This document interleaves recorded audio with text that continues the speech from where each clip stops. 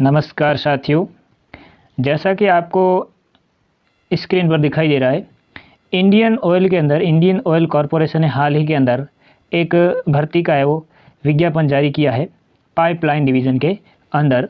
तो आइए देखते हैं कि इसके अंदर कितने कुछ पद है और क्या कुछ इसके अंदर योग्यता है। इन तमाम सारे बिंदुओं को एक एक करके समझते हैं। तो ये जो नोटिफिकेशन है वो 12/9/2022 यानी 12 सितंबर 2022 को रिलीज़ हुआ है और जो ऑनलाइन फॉर्म फिलअप करने की जो लास्ट डेट है वो 10 अक्टूबर 2022 तक है। तो ये है वो इसकी लास्ट डेट रहने वाली। आइए देखते हैं कि किन किन पदों पर ये भर्ती निकली है और कितने कुछ इसके अंदर पद है। तो यहाँ पर आपको दिखाई दे रहा है कि अलग अलग राज्यों के अंदर अलग अलग पद निकले हैं और अलग अलग पदों के लिए अलग अलग राज्य। देखिए, वेस्ट बंगाल के अंदर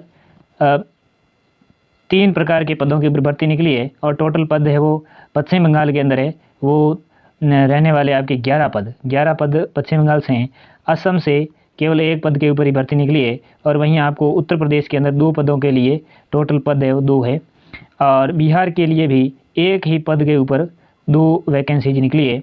हिमाचल प्रदेश की बात करें तो वहाँ पर भी 1 ही पद है, उसके लिए 1 वैकेंसी निकली है। पंजाब के अंदर भी 1 वैकेंसी है, उत्तर प्रदेश के अंदर भी 3 वैकेंसी है और पंजाब के लिए 1 और अन्य पद के लिए है वो भी 1 ही वैकेंसी निकली है। तो आप नोटिफिकेशन के अंदर अलग अलग राज्यों के अंदर जो अलग अलग विज्ञप्तियाँ निकली है उनको आप स्क्रीन पर भी आपको दिखाई दे रहा है और आराम से आप देख सकते हो। टोटल जो पोस्ट है वो पोस्ट 56 पोस्ट है, अलग अलग पद है इसके अंदर और अलग अलग पदों के ऊपर 56 जो पद है वो आपके इसमें रहने वाले हैं, जिसके अंदर 32 पद है वो अनरिजर्व्ड यानी जनरल कैटेगरी के और बाकी अलग अलग कैटेगरियों के अंदर ये पद है वो विभाजित किए गए। कुल मिला के 56 पदों की पूरी भर्ती निकली है। अब आइए हम जानते हैं कि अलग अलग जो पद कौन कौन से हैं और अलग अलग पदों के लिए क्या क्या योग्यताएं हैं। तो चलिए हम अलग अलग एक एक करके देख लेते हैं। और जहाँ तक बात करें एज लिमिट की भी यहाँ पर साथ में दे रखा है। तो एज लिमिट की बात करें तो एज लिमिट के अंदर आपकी जो न्यूनतम आयु है वो 18 वर्ष होनी चाहिए और अधिकतम आयु 26 वर्ष होनी चाहिए। हालांकि जो अलग अलग कैटेगरी है ओबीसी SC ST उनके लिए छूट का भी प्रावधान है और ये जो आपकी एज है वो 12 सितंबर 2022 तक आपकी पूरी होनी चाहिए, यानी जो कट ऑफ डेट एज की है वो 12/9/2022 की है। आइए अब देखते हैं कि कौन कौन से पद हैं और उनके लिए कौन कौन सी है वो योग्यताएँ हैं। तो सबसे जो पहला पद इन्होंने यहाँ पर दे रखा है वो है इंजीनियरिंग असिस्टेंट मैकेनिकल ग्रेड 4 का ये पद है और इसके लिए आपके पास मैकेनिकल इंजीनियरिंग के अंदर या ऑटोमोबाइल इंजीनियरिंग के अंदर कम से कम 3 वर्ष का डिप्लोमा होना चाहिए। हालांकि यदि आपने 1 वर्ष की ITI के बाद में 2 वर्ष का लेटरल एंट्री से डिप्लोमा किया है तो भी काम चल सकता है, वो भी इन दोनों के अंदर होना चाहिए। यहाँ पर जो आप डिप्लोमा किया है उसके अंदर कब से कब आप है 55% मार्क्स उसके अंदर होने चाहिए। हालांकि SC ST और PWBD को इसके अंदर छूट का भी प्रावधान है। तो पहला पद तो ये हो गया, इसकी जो हमने योग्यता है वो भी देख ली। चलिए अब दूसरा पद कौन सा है। दूसरा जो पद है वो है इंजीनियरिंग असिस्टेंट इलेक्ट्रिकल का पद है, ग्रेड 4 का ये भी पद है। इसके अंदर आपके पास इलेक्ट्रिकल इंजीनियरिंग के अंदर या फिर इलेक्ट्रिकल और इलेक्ट्रॉनिक्स इंजीनियरिंग के अंदर आपके पास वही 3 वर्ष का कम से कम डिप्लोमा होना चाहिए या फिर 1 वर्ष की ITI के बाद में 2 वर्ष का लेटरल एंट्री से आपके पास डिप्लोमा होना चाहिए। इसमें भी कम से कम आपके 55% मार्क्स होने चाहिए। SC ST और PWBD को इसके अंदर भी छूट का प्रावधान है। बात करें तीसरे पद की, तो जो तीसरा पद इन्होंने दे रखा है जो वो है इंजीनियरिंग असिस्टेंट का पद है, टेक्निकल और इन्फॉर्मेशन क्षेत्र के अंदर ग्रेड 4 का ये भी पद है।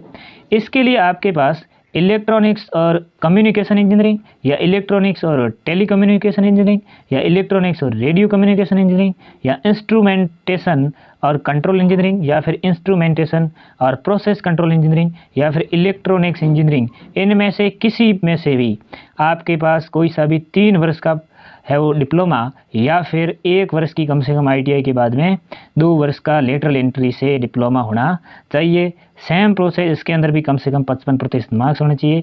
SC ST और PWBD को इसके अंदर भी छूट का प्रावधान है।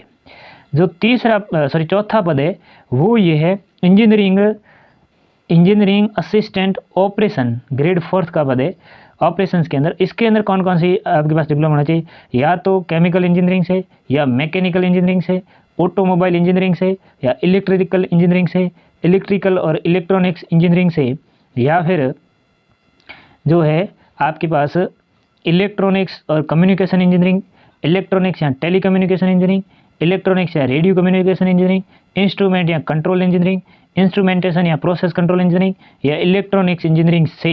यानी इन 11 प्रकार की डिग्रियों में से, डिप्लोमा में से किसी भी एक के अंदर आपके पास कम से कम 3 वर्ष का डिप्लोमा, या फिर 1 वर्ष की ITI के बाद में 2 वर्ष का लेटरल एंट्री से डिप्लोमा होना ज़रूरी है। सेम प्रोसेस इसके अंदर भी यही है कि आपके पास कम से कम 55% मार्क्स इसके अंदर होने चाहिए। SC ST और PWBD को इसके अंदर भी छूट है। और जो 5वां पद है जिसके लिए यहाँ विज्ञप्ति निकली है, वो 5वां पद इस प्रकार से है, जैसा कि आपको स्क्रीन पर दिखाई दे रहा है, वो है टेक्निकल अटेंडेंट 1 यानी ग्रेड 1 ये कोई पद है। इसके लिए आपके पास योग्यता होनी चाहिए मैट्रिक या फिर 10वीं पास, और उसके साथ साथ में ITI है वो आपकी होनी चाहिए। और इसके साथ साथ में कैंडिडेट के पास में ट्रेड सर्टिफिकेट होना चाहिए, या नेशनल ट्रेड सर्टिफिकेट जो कि SCVT या NCVT के द्वारा जारी किया गया है, वो होना चाहिए। तो ये योग्यता है। और इसके साथ साथ इन्होंने ये भी क्लियर कर दिया कि आपके पास जो ITI है वो भी कितने कितने वर्ष की होनी चाहिए, अलग अलग फील्ड के अंदर कितने कितने वर्ष की ITI कम से कम आपके पास होनी चाहिए। तो आप स्क्रीन के ऊपर दिखाई दे रहा है आपको, और PDF जो इसका नोटिफिकेशन आपको मिल जाएगा उसके अंदर आप देख सकते हो। यानी बाकी सब में 2-2 वर्ष की है, लेकिन जो मैकेनिकल डीजल की जो आपके पास ITI है वो 1 वर्ष की इन्होंने दे रखी है। बाकी सारी जो डिग्री आपके पास ITI की है वो 2 वर्ष की कम से कम होनी चाहिए। तो ये तो थी अपने योग्यता से संबंधित बातें। अब आगे बात करें इसके अंदर क्या कुछ पे स्केल रहने वाली है। तो पे ग्रेड की बात करें तो जो 4 पद है लगातार असिस्टेंट के पद, इंजीनियरिंग असिस्टेंट के, वो 4th ग्रेड के पे है। और इसके लिए आपको पे स्केल है वो 25,000 से 1,05,000 तक मिलने वाला है। और जो 5वां पद है टेक्निकल अटेंडेंट का, उसके लिए 23,000 से 78,000 तक का आपको है वो पे स्केल मिलने वाला है।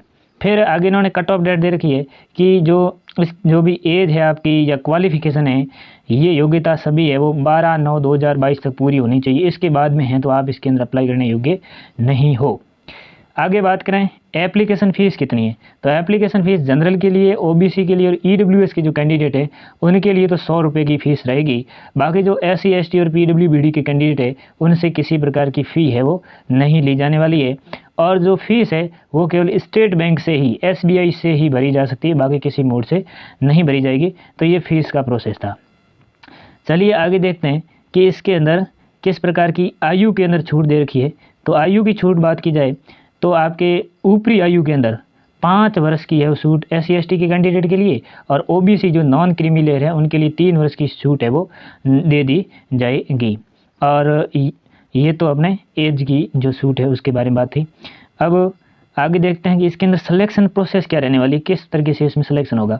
तो सिलेक्शन जो प्रोसेस है वो पहले तो आपका एक रिटन टेस्ट होगा, रिटन टेस्ट के बाद में स्किल या प्रोफिशिएंसी या फिजिकल टेस्ट रहने वाला है। और जो रिटन टेस्ट होगा उसके अंदर जो कैंडिडेट है उनको कम से कम 40% मार्क्स लाना है। हालांकि SC ST और जो अन्य कैंडिडेट हैं उनके लिए इसके अंदर छूट का भी प्रावधान है। फिर बात करें आगे कि किस तरीके से ये रिटन टेस्ट रहने वाला है और कब रहेगा रिटन टेस्ट। तो जो परीक्षा होगी आपकी वो परीक्षा है वो इन्होंने डेट भी घोषित कर रखी है, 6 नवंबर 2022 को, ये संडे के दिन आपका ये परीक्षा है होने वाली है।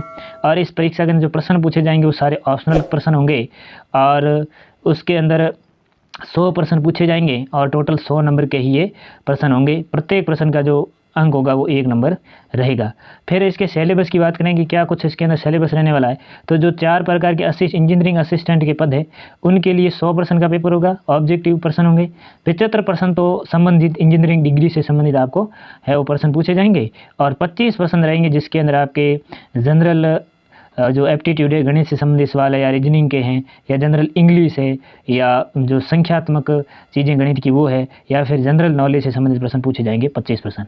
और जो टेक्निकल अटेंडेंट का पद है उसके लिए भी 100% ही होंगे। 75% तो संबंधित जो ITI का डिप्लोमा होगा उनसे संबंधित, जनरल साइंस से संबंधित और बेसिक ITI से संबंधित पूछे जाएंगे।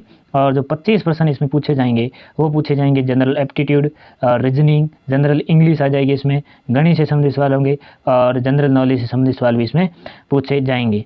फिर सबसे बड़ी बात है कि इसके अंदर किसी प्रकार की जो नेगेटिव मार्किंग है वो नहीं रहने वाली, नेगेटिव मार्किंग होंगी नहीं। और इसके अंदर आपको 90 मिनट का समय है वो मिलने वाला है। तो ये तो थी आपकी सिलेक्शन प्रोसेस।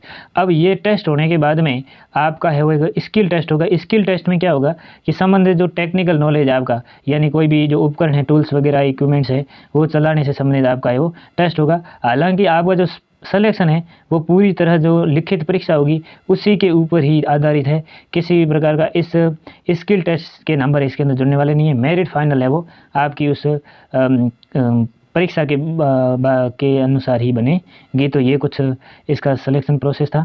तो आप है वो इसके लिए यदि एलिजिबल हो तो आज ही फॉर्म भरा दे बिना किसी वेटेज के। धन्यवाद।